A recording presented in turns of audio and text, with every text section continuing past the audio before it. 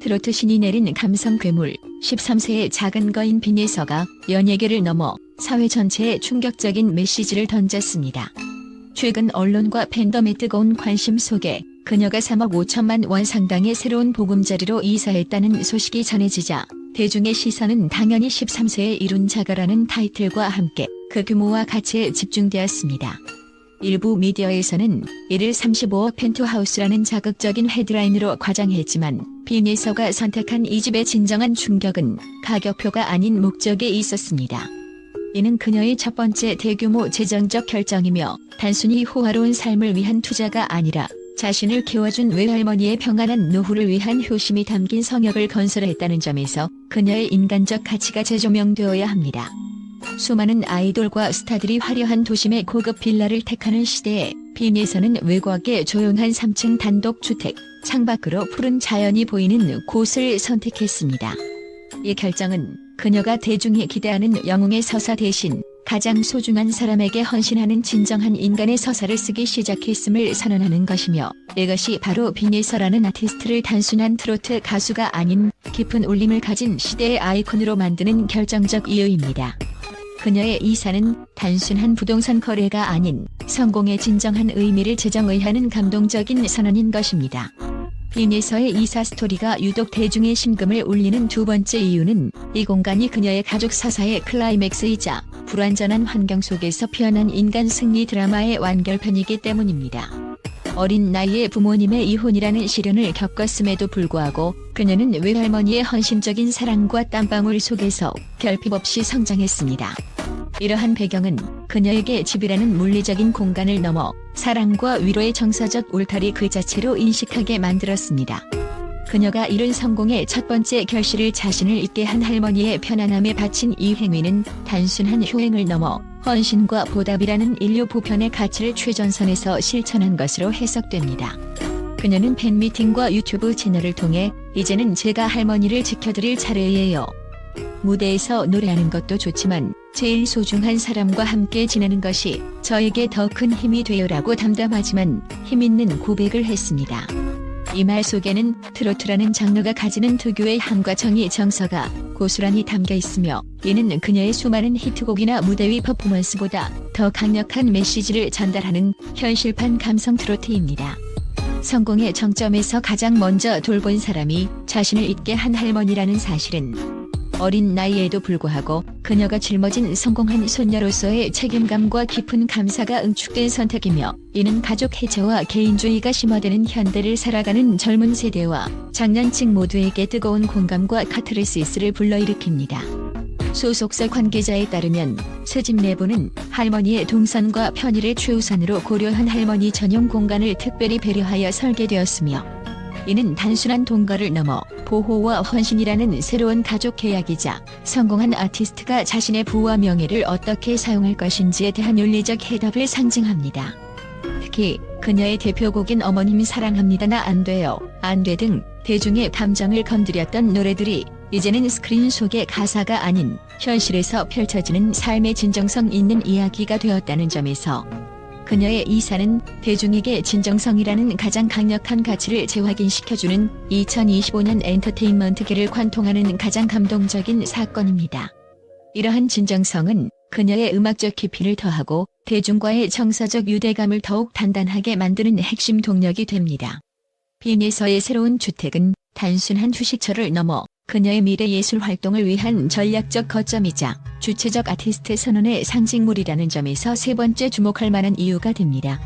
이 3층 구조의 집은 외부의 자연 친화적인 환경이 주는 정서적 안정감과 더불어 내부적으로는 전문 음악 연습실, 미니 스튜디오, 그리고 창작 공간 등을 완벽하게 갖추도록 설계되었습니다. 이는 그녀가 더 이상 방송국의 대형 오디션 시스템이나 기획사의 정형화된 틀에 갇히지 않고 13세라는 어린 나이에도 불구하고 음악적 자유의지를 실현하겠다는 강력한 의지를 반영합니다. 기사에서 언급된 것처럼 그녀는 앞으로 음악뿐만 아니라 작곡과 콘텐츠 제작에도 도전할 계획을 밝혔습니다.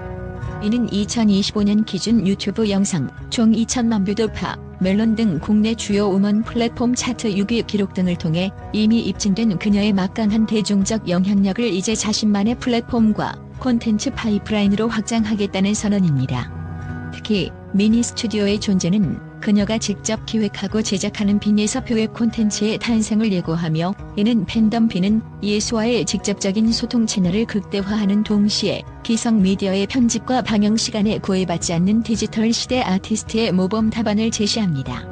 이 새로운 공간은 그녀의 음악적 정체성을 더욱 뚜렷하게 펼쳐나갈 수 있는 창조적인 실험실 역할을 하게 될 것입니다.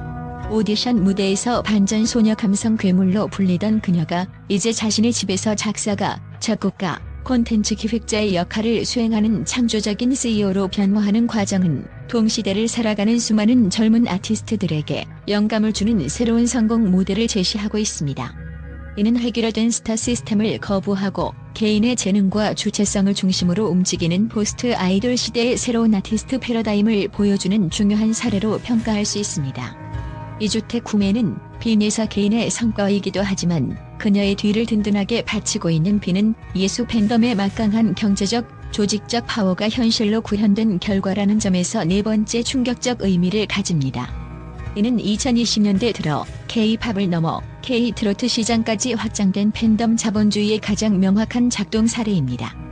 2025년 8월 기준 7만 6천 명을 돌파하며 여성 트로트 가수 팬덤 중 최상위권에 오른 이 팬클럽은 단순한 응원 조직을 넘어 가수의 지속 가능한 성장을 보장하는 비즈니스 모델의 핵심 동력입니다.